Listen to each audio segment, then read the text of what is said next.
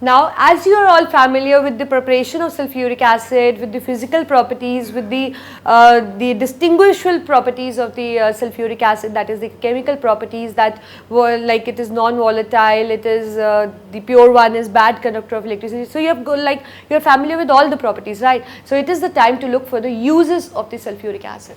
So first of all, it is used as a lab reagent, that, as I have told you, that it is actually a king of chemicals. So it is used in many laboratories, right, and it acts as a reagent.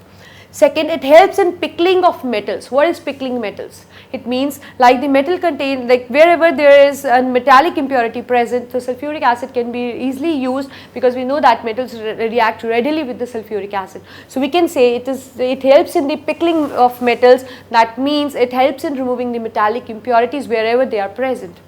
Third, it helps in manufacturing of certain substances, like it helps in manufacturing of fertilizer. And which fertilizer? The most famous fertilizer, that is the ammonium sulphate, which is used in a you can say which has a popularity in the field of the agriculture. So you can say that it helps in forming that fertilizer, and many other fertilizers are formed with the help of sulfuric acid. It helps in the formation of explosives like TNT.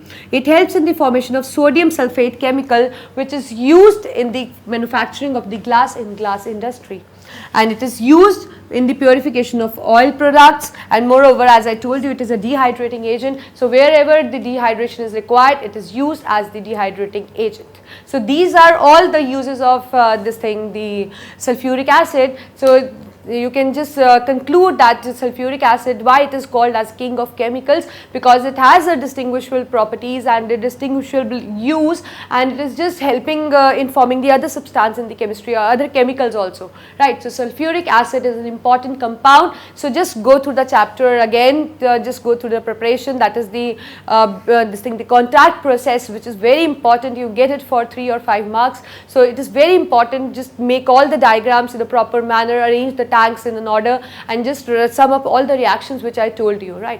And when we talk of the physical properties, you should know about its nature, its solubility, its dehydrating nature, and its acidic nature, obviously the dehydrating one, the non-volatile nature. All the natures means all where it is just you can say fulfilling the different purpose. You should be aware of all, and just go through this chapter. It is not a difficult one. So once you will start doing the chapter, you will just give a glance to a chapter. It will be an easy task to learn it.